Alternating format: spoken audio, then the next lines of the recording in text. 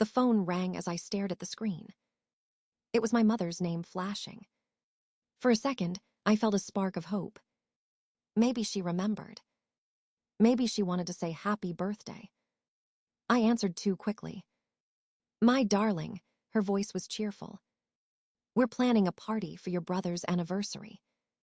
She talked about catering, flowers, and invitations. I waited for her to pause, for the words I wanted. They never came. When the call ended, silence filled the apartment. I looked at the untouched cake. The candle leaned slightly, tired like me. An email popped up on my laptop. Performance bonus confirmed. $80,000.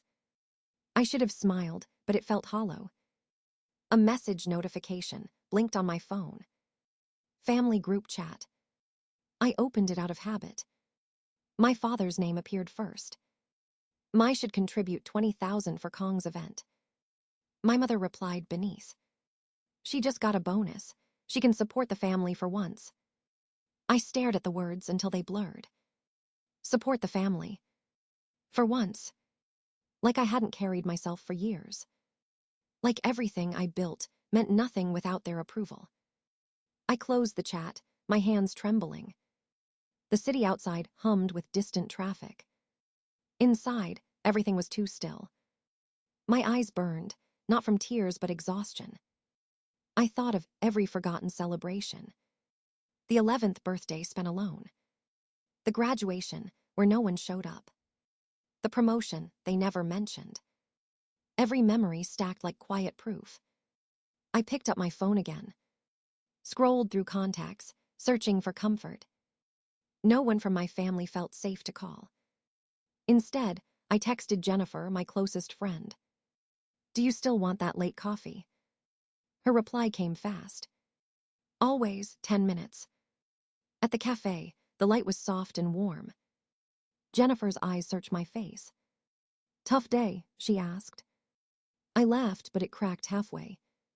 They forgot, again. She didn't ask who, she already knew. You deserve better, she said simply.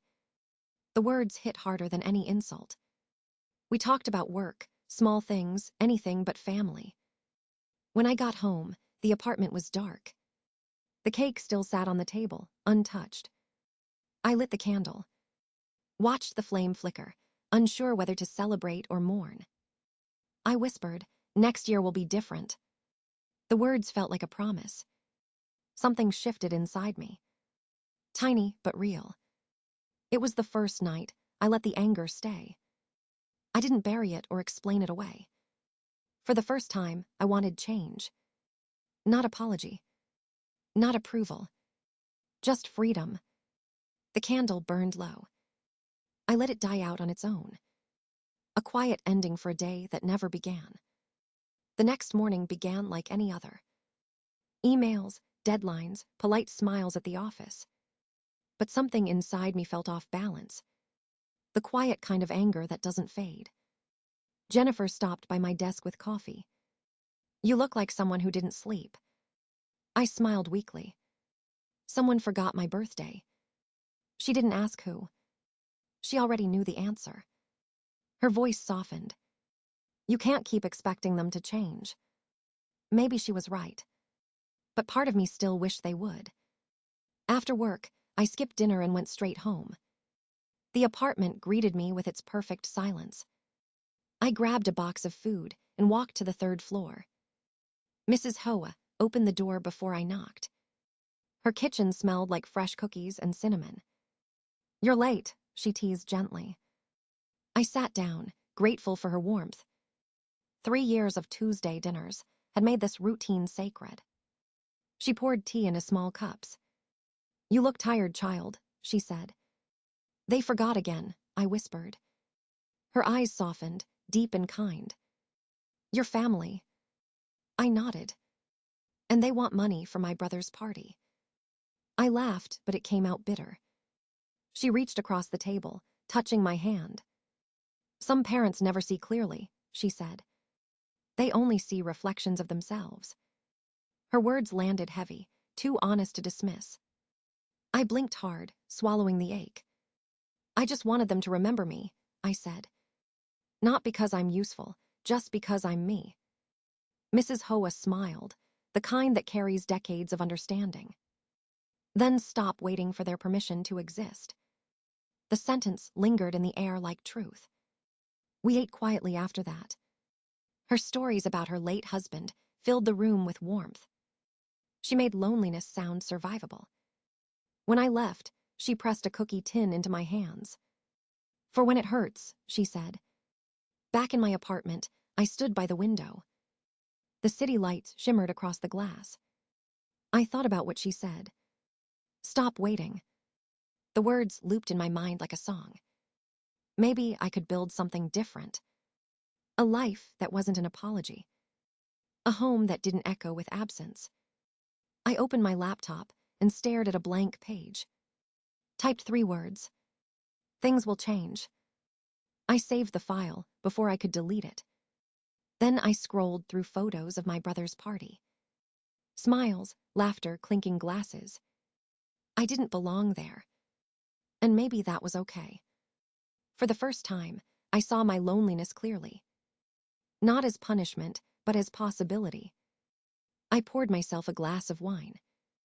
Looked at the flame of a new candle on the counter. I didn't make a wish this time. I made a decision. Tomorrow, I would start choosing myself. No permission required. The weekend came with heavy clouds. My phone buzzed all morning with messages from home. Mom's voice notes were sugar-coated guilt. Family helps each other, don't be difficult. Dad's text was shorter. 20,000, it's decided. I stared at the screen until it dimmed. The number looked like a wall I couldn't climb.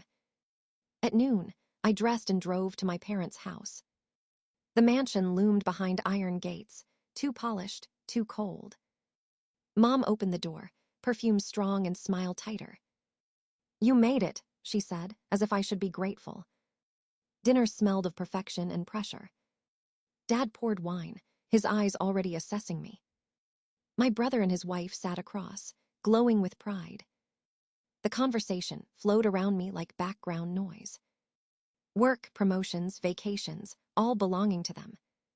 When silence finally found space, Dad cleared his throat. About the anniversary, he began.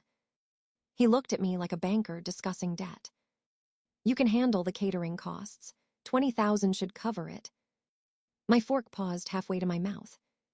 I can't, I said. The words were small but sharp. Mom blinked, confused. Can't or woe? Both, I replied. The room froze. Even the chandelier seemed to hold its breath. Dad set his glass down with surgical precision. You've become selfish, he said evenly. You think your little bonus makes you important. I met his eyes and didn't flinch. It's not little, I said quietly. It's mine. Mom's voice trembled. After all we've done for you. I laughed softly, without humor. What exactly have you done for me? Her hand flew to her chest, a practiced gesture of hurt. You're being cruel. Maybe, I said. But I'm done being invisible. The air thickened with disbelief.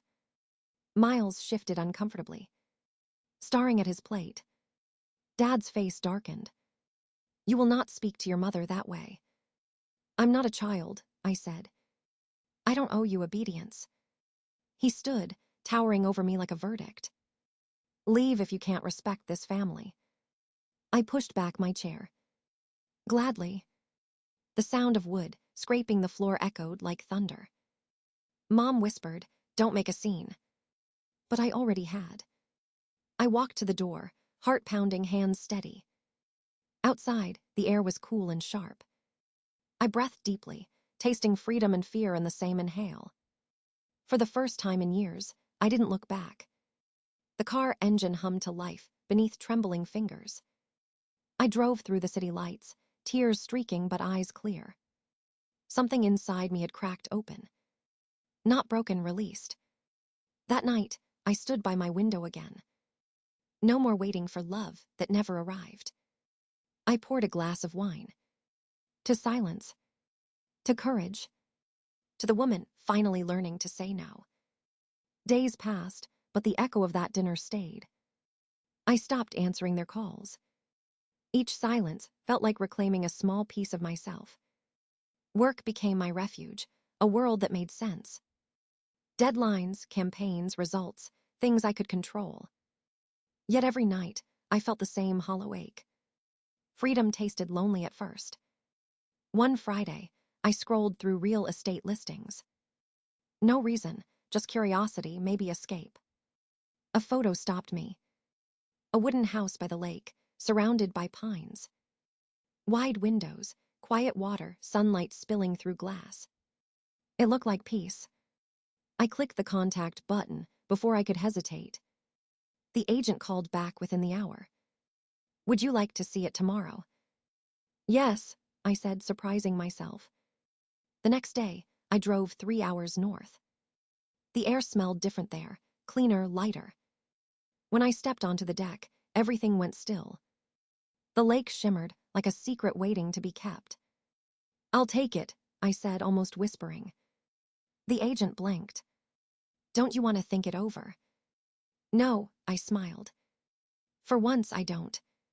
Signing the papers felt unreal. Every signature was a declaration of independence. Back home, I packed quietly. No announcement, no explanation. Just boxes filled with things that belonged only to me. The apartment looked smaller once it was empty. I left the old cake tin behind on purpose. By Sunday evening, I stood in my new living room. The walls smelled of pine and new beginnings. I opened the windows and let the air in. No family portraits, no expectations. Just space. I spent the next weeks shaping it into home. Soft curtains, shelves of books, framed moments of my choosing. I hung my first award above the fireplace. The caption read, Best Campaign Lead. For once, it meant something. Every nail I hammered felt like proof of existence. Jennifer visited the following weekend. She stood on the deck, smiling at the water. This suits you, she said. It feels like me, I replied. We toasted with cheap champagne and loud laughter. Later that night, I sat outside alone. The stars hung low, mirrored on the lake's surface. I thought of my parents' house, its noise, its coldness. This silence was different. It wasn't emptiness, it was peace. My phone buzzed with missed calls. Mom, Dad, Miles. I turned it face down. Not tonight. Instead, I lit a candle on the railing. Its flame flickered softly, steady despite the wind. A promise, quiet but firm. I would build a life that felt like mine. No apologies, no permission. The lake reflected the firelight back at me. And for the first time, I saw someone worth coming home to. The messages grew louder as weeks passed. Mom left voicemails soaked in guilt. Dad sent short, clipped demands.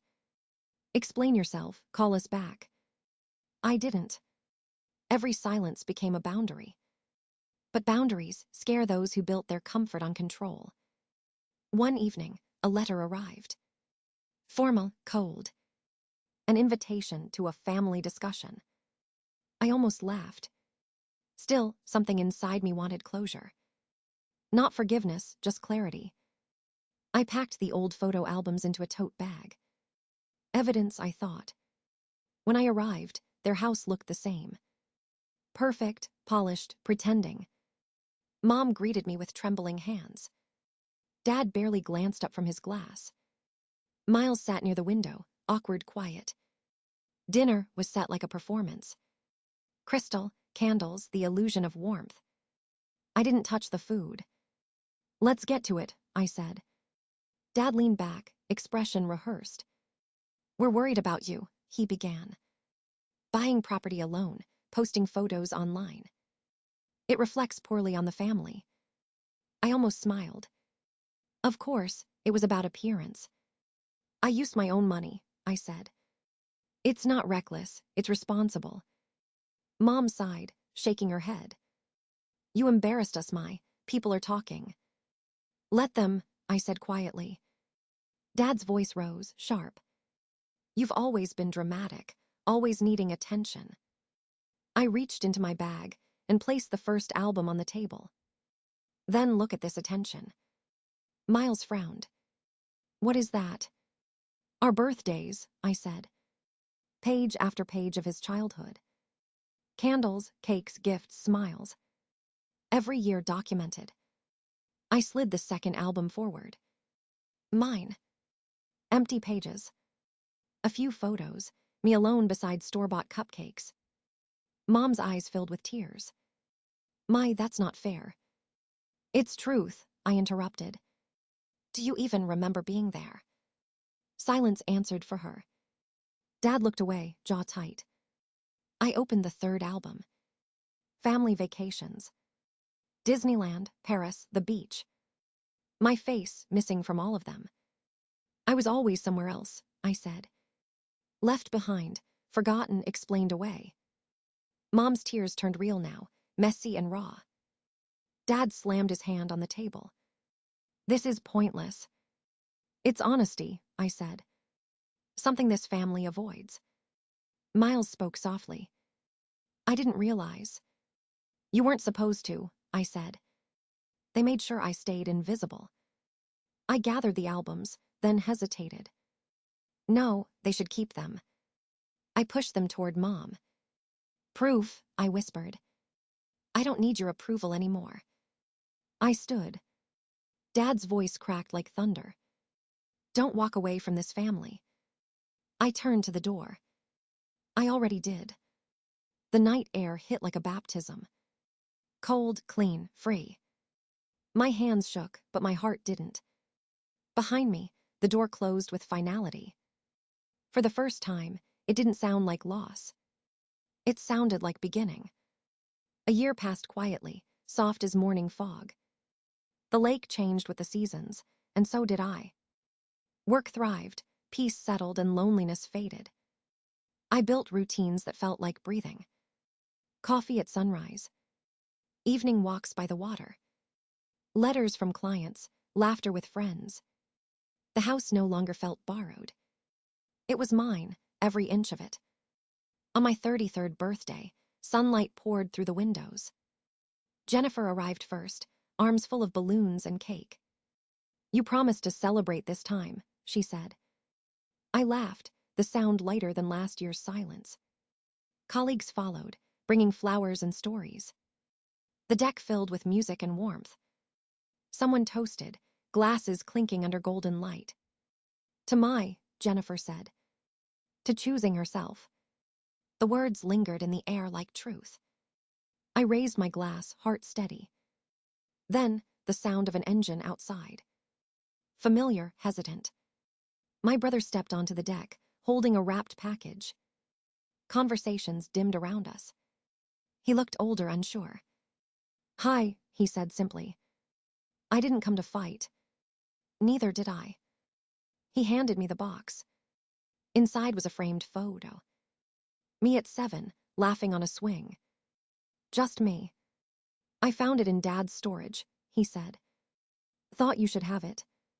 Something tightened in my throat. Thank you, I whispered. We sat by the lake after the party quieted. The water glowed orange beneath the setting sun. He spoke first. Mom's been seeing a counselor. She talks about you differently now. I listened, cautious but curious. And Dad? Still stubborn, he said, smiling faintly. But he keeps your photo on his desk. I looked at the reflection of the sky, rippling in the water. Some wounds never fully heal. But they stop bleeding when you stop hiding them. Later that evening, a soft knock came at the door. Mom stood there, clutching a small bakery box. Her voice trembled. Carrot cake, she said. You always liked it. For a moment, neither of us spoke. Then I stepped aside.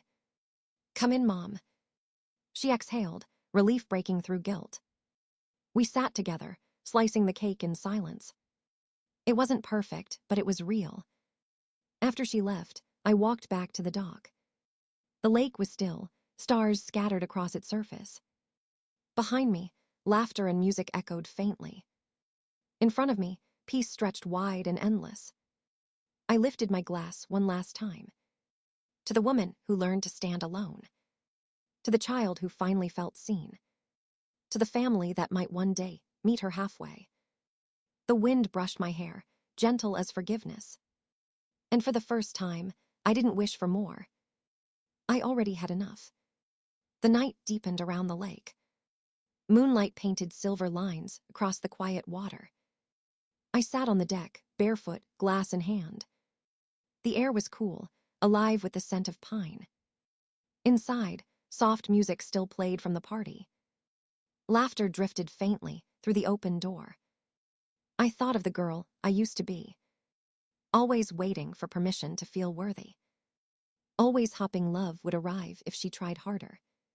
She was gone now, but I carried her gently. I closed my eyes and breathed in the silence. No guilt, no apology. Just stillness that felt like peace. My phone buzzed once, then stopped. I didn't look. For once, the world could wait.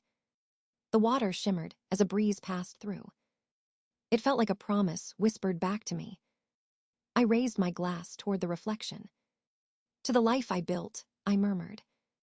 The stars didn't answer, but they listened. And in that quiet, I knew I was free.